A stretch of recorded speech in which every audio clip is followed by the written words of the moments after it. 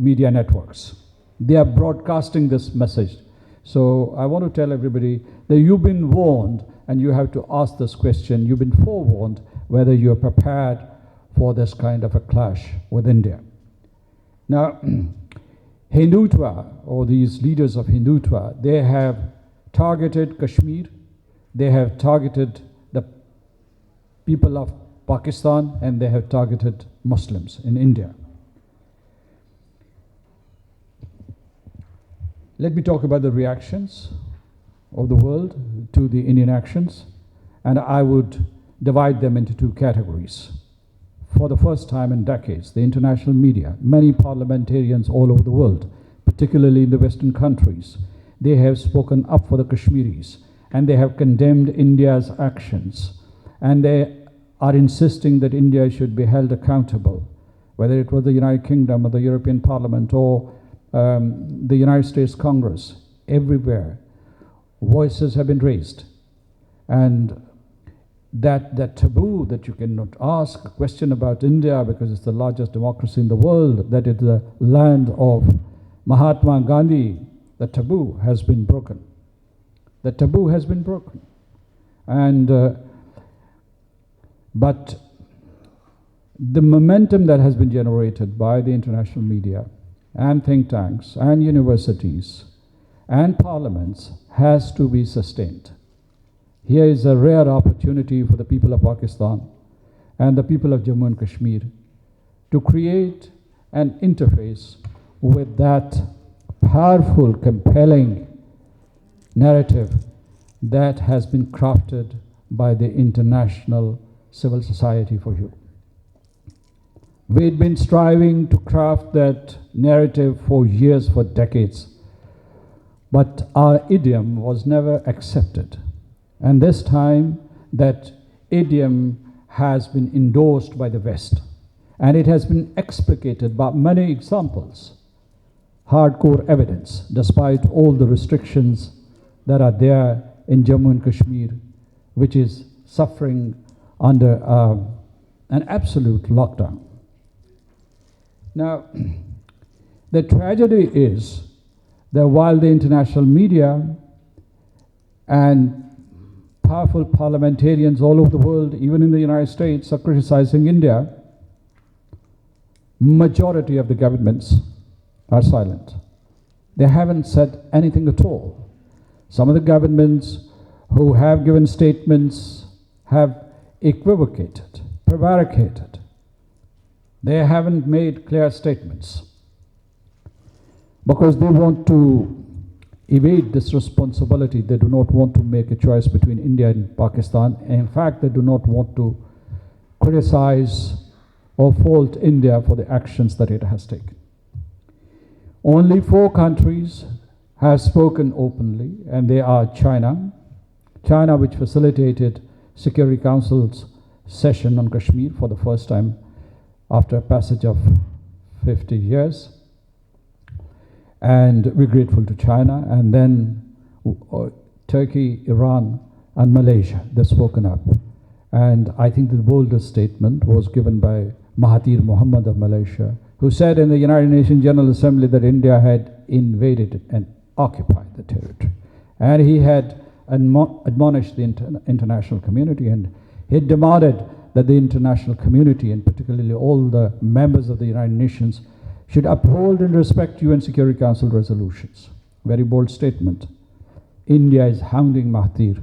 India has threatened that we would impose sanctions unless he retracts.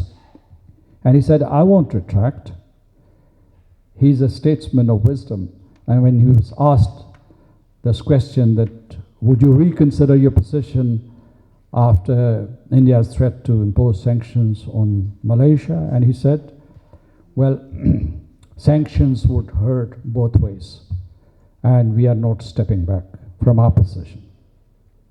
But it's a tragedy that only 4 countries have come forward. The majority of the countries, the governments who make a difference, they are tight-lipped. And the United Nations Security Council in particular hasn't done anything at all.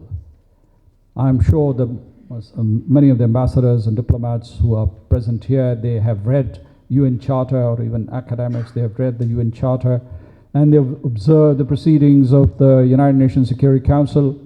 I can tell you that in accordance with the United Nations Security Council rules of business and the UN Charter, it is incumbent on them to hold continuous sessions on Kashmir.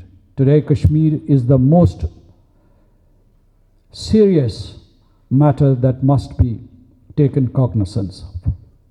Now, but why is the Security Council not doing anything? It is because there is no agreement amongst P5. Particularly, I think the United States, the United Kingdom, and France are loath to take any proactive measure. And that's why the Security Council is hamstrung. And India has invested over the decades heavily in the Western countries, and the Western countries' strategic and economic interests are tied with India. Hence, this eerie silence that you face in New York.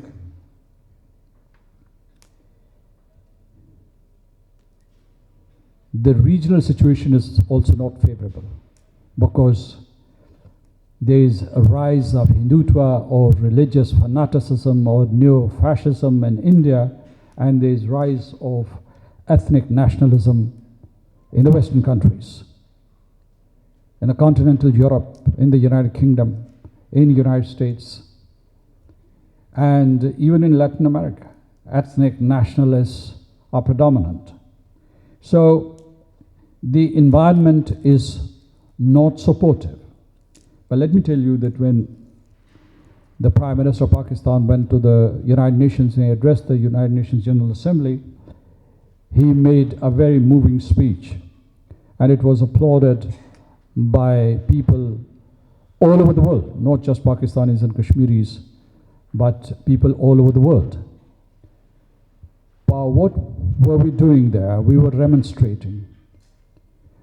We were demonstrating, and we were asking the international community to intervene, particularly the United Nations Security Council or the United Nations Secretary General, but they didn't move.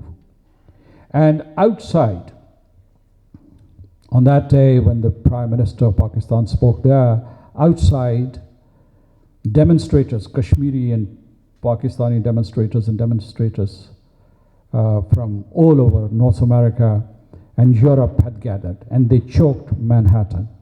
And NYPD figures indicated that this was by far the largest demonstration in decades. 21,000 people gathered there. Manhattan is a small place, and the actual number could well have been 30,000. So we were demonstrating inside the General Assembly, and we were demonstrating outside the General Assembly. If that's a measure of success, we did well. But a couple of days ago, Modi celebrated in Houston, and Modi celebrated inside the United Nations General Assembly.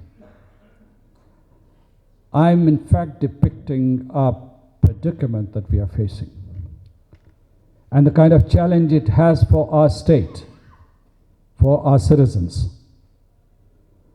As I said, that Kashmir is no more an issue related to freedom or self-determination or the people of Jammu and Kashmir. It is about the survival of Pakistan. It's about the survival of Pakistan. And here are some of the policy options that I'm going to share with you. One is that we have to build Pakistan into a strong state. We have to make Pakistan's defense impregnable.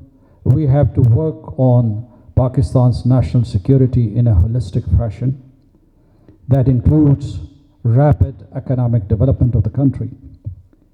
We have to forge national unity, and then we have to work on Kashmir. Kashmir or our policy on Kashmir can't succeed in isolation. I think that we've made the right decision of going back to the international community, because this bilateral process in the past 3 decades was a mirage, was a hoax.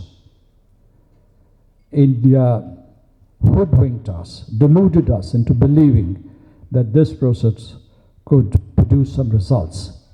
It could not, it did not. India just wanted to buy time. We've gone back to the international community because of Modi's precipitous and illegal acts. We should stay there.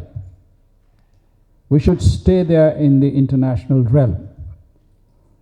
We should not come back and try to explore bilateral avenues, because they are not going to work.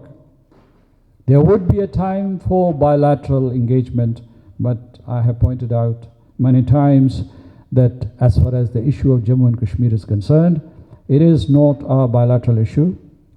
It is intrinsically a trilateral issue, because there are 3 parties to the dispute: Pakistan, India, and the people of Jammu and Kashmir. And the people of Jammu and Kashmir are the core party to the dispute.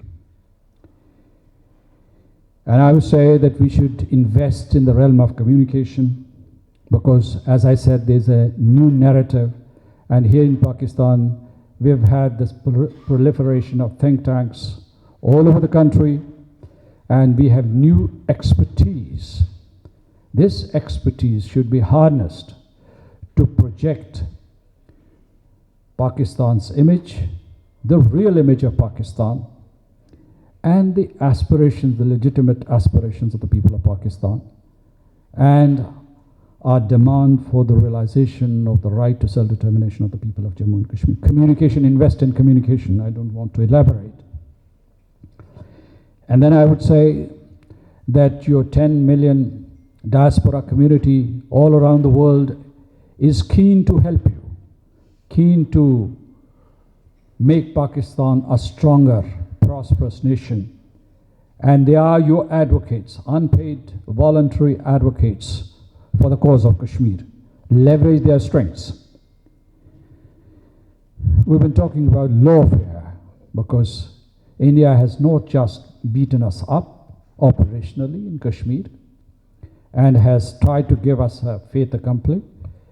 They've also been very deft in the realm of international law. I mean, you know how they have pinned us down in such forums as FATF, the Security Council, and the international financial institutions.